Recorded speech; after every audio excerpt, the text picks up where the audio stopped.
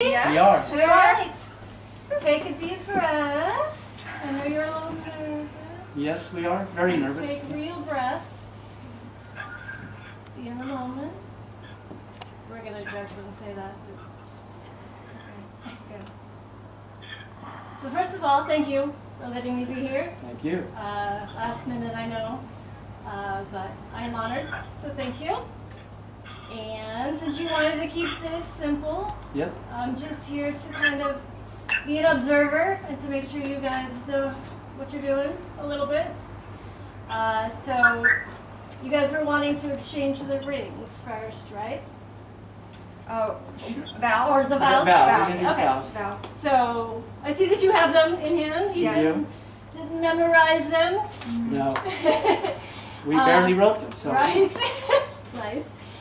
So, just as you're about to do that, think about what each other means to each other.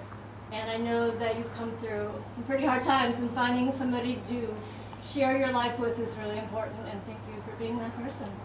Thank you. And starting to build a new life together, and this kind of ceremony is about bringing two lives into one. You're not losing who you are, you're coming together as a stronger unit. So those rings, those are symbols of unity, of connection, of love, and of being part of somebody else's life, by choice, by will, by love. So your vows, who would like to go first? And if you cry, I'm going to cry. Okay. So If you stand back, then we can take off our masks and speak without. that's fine. Yes, I would like that. Bruce Leonard, I am the luckiest woman in the world to be Just married real quick, we today. can't see you at the moment.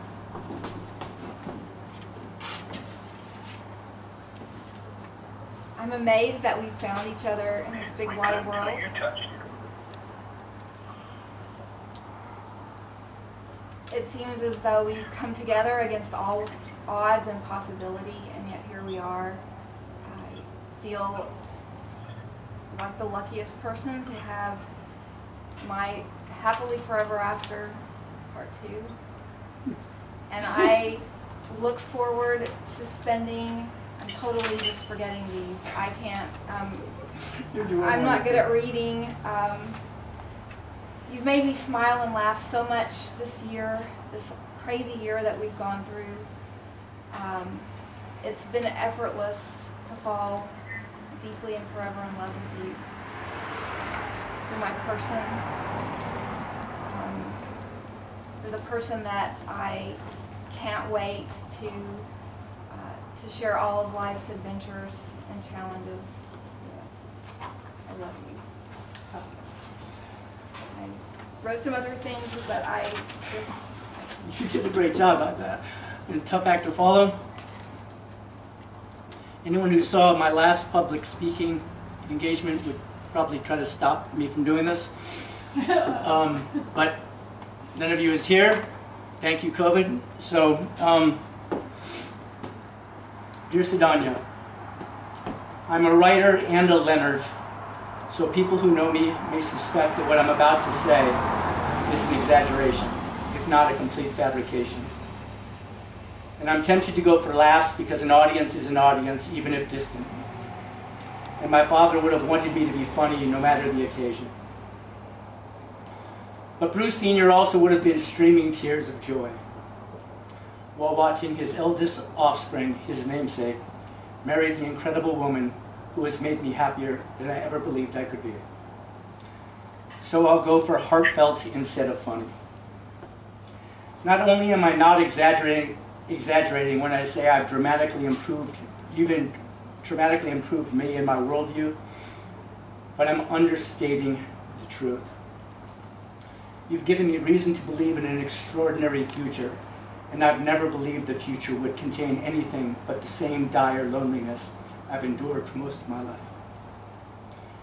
You've shown me what gumption, strength, and resilience look like. So now I strive every day to be at least half as determined, strong, and resilient as you are, and that's no mean feat. It is probably a bit of an exaggeration to say that you saved me, because I would likely have muddled on, believing I existed, if only because I had 4 internet dating profiles that claimed I did. But fate in the form of Match.com intervened, and for that I will always be grateful. Your profile was by far the most honest and intriguing of any of the thousands I've read. And yet your profile didn't come close to describing the depth and breadth of your wonders. Speaking of gratitude, I owed a huge debt to Mark Sipes, your late husband. Obviously, I never met him, but I know we would have liked each other, and I want to thank him and his family for helping you to become the woman I love, admire, and revere. And of course, I want to thank your family, who obviously helped you to become the woman who is unafraid to take on any task. From tackling home and auto repairs to getting your doctorate, from fixing computer glitches to overcoming the self-doubt that is inherent in the creative process, then creating amazing paintings. From dyeing silks and running your own business to skillfully executing complex recipes, including the one for our wedding cake today. But most of all, I'd like to thank you, your family, for helping to develop your sense of humor. You make me laugh more often and harder than anyone I've ever known. And now I get to spend the rest of my life with you. The debt I owe to my family and the love and gratitude I feel for them are boundless. So I hope you'll get to meet them soon. Of course, you and I both wish our families and friends could be here celebrating our union with us. But trust me, my family loves you already because you've made me unrecognizably happy. Yes, I'd rather my brother Brett be here as my best man, my sister Bridget be here to show off her dance moves, my mother be here to see one of the Leonard kids finally walk down the aisle, and my 100-year-old grandmother Dee Dee be here to be the life of the party. But because they can't be, and because no Malibu West wedding was ever truly official without Bruce Sr. belting out a few numbers, I will leave you, Sedonia, and everyone else with a little ditty pops like to call In Other Words. I have heard this song once or twice, but I'm going to read the lyrics so I don't screw up the landing here.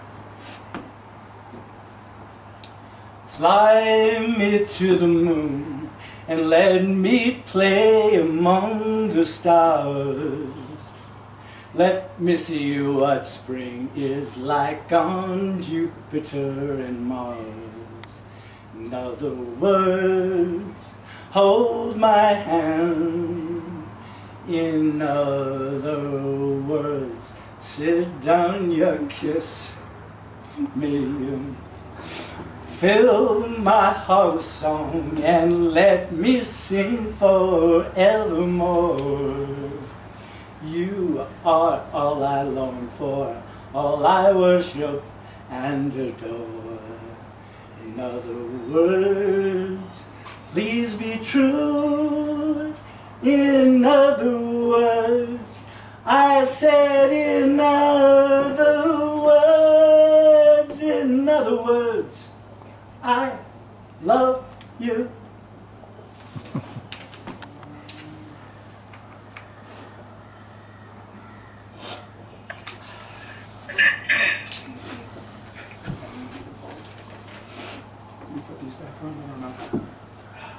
Ring?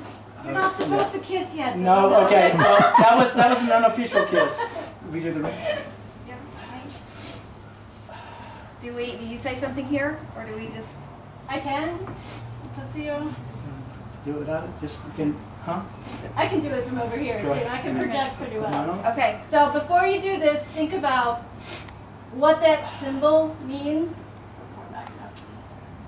What that means to have that symbol, that circle, that piece of metal on your finger. It's more than just a piece of metal. It's a symbol of your love. It's a symbol of your connection.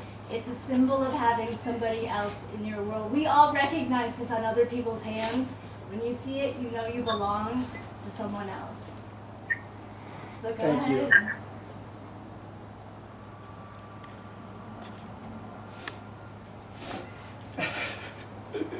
other left. Your other left? Okay. Now are we allowed to kiss? No. No? Still no? No. Oh, That's to you're- make the pronounce the whole big thing. Okay. I could do the. Do you take each other as husband and wife, as partners in life and love, good and bad, happy and sad, together? Do you take each other? I do. I do.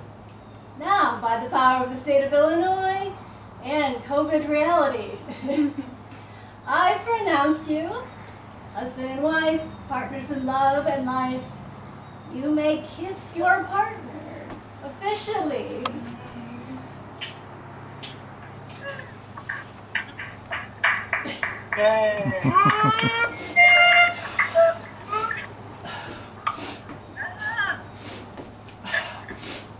When do I get to taste that cake?